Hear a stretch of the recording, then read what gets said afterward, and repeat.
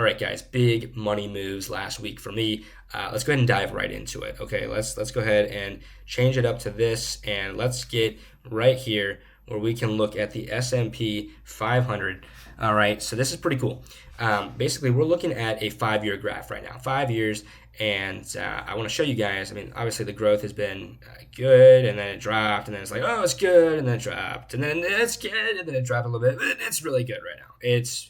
I mean, we're almost uh, it's a 507 right now, $507 for the S&P 500. And if we look just like in 2020, like at its low, it was at 253, and then it went up, and it's trending up. It's a bull market right now. It's been great, and yeah, with my brokerage account, I saw such great returns, and I'm like looking at the market, and I'm just like, dude, like a market correction is it's coming. Like that's what I think. I think it's coming. And now this is not financial advice from me. This is just my personal opinion on things, and you make decisions for yourself based on the information that you find.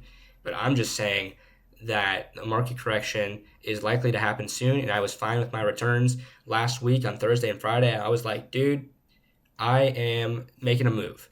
And what I did was I did a 70-30 split where I kept 30% of my funds in the market, and I took 70% out into a 5.25%, just like money market equivalent, basically. And yeah, so I have 70% sitting making 5.25%, and I have the other 30% still in the market. So it's like, yeah, if the market continues to do well, like that's great. I still have money in the market. So it's important to understand that concept that, like, for me, when I saw great returns and I'm like, dude, I'm happy with my returns. And I sense the market's going to turn here soon. And it's just like, I'm, I'm playing it safe in that regard where I'm just getting out. I'm happy with my winnings or my earnings. And it's just like, yeah, I'm willing to take the risk of the market going up even more and me not capitalizing as much on those gains, but it's worth it for me. It's so worth it for me. And I feel like, with this whole situation, it was a big move that I thought about, and I was like, yeah, I'm happy with where I'm at with that. And with that situation, it's like it can go in multiple directions. It's like, yeah, I could miss out on potential returns, but I also am hedging. I basically am setting a floor of how much I can lose by taking 70% out into the 5.25% account that is basically very unlikely to go bankrupt because it's like the actual bank itself. Like, so obviously there's a lot less risk with my money being in there. But by keeping some money in the market, it's like that also is, it's still, I'm not playing it 100% safe, obviously. Like if I put 100% of my money into the money market account, that would be playing very safe. But I feel like, keeping 30% in is still a good option for this time. And if I sense oh, the market's gone up in like 2 weeks from now, it's like up even more. It's like, well, I can take a little more out too. So that's kind of my strategy right now is to get out when it's high, and then when the market goes back down, it's like, well, I will put all that money in from the money market accounts, and I'll put it right back in the market. And it's like, it's timing the market in a sense, and it's like, you know, um, it's important sometimes to not get too greedy with that. And I want to show you guys these charts again.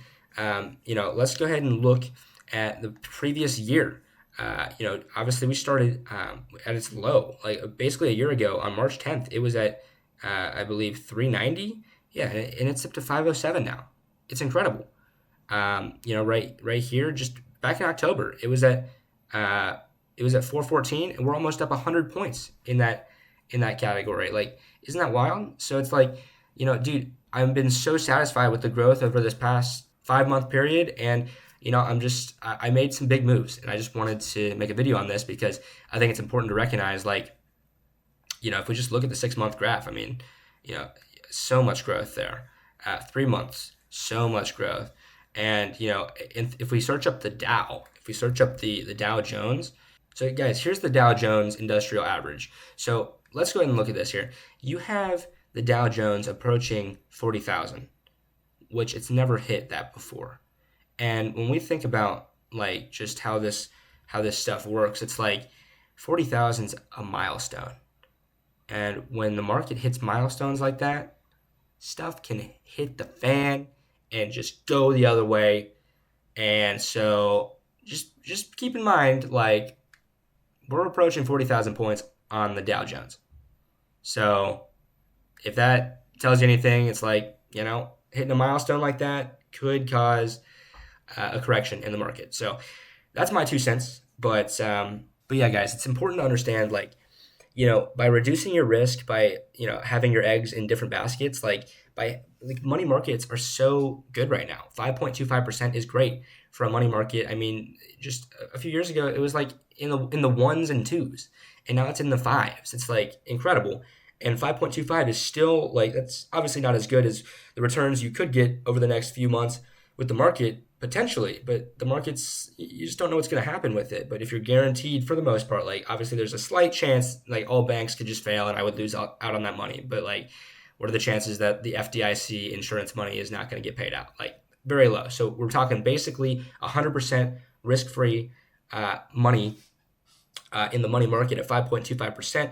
By using that to your advantage and balancing out the money market along with some money in the stock market, you can really play a more balanced game and not just be one-sided with 100% of your money here or 100% of your money there. It's like, by spreading your eggs out into one basket, it can be really beneficial for you.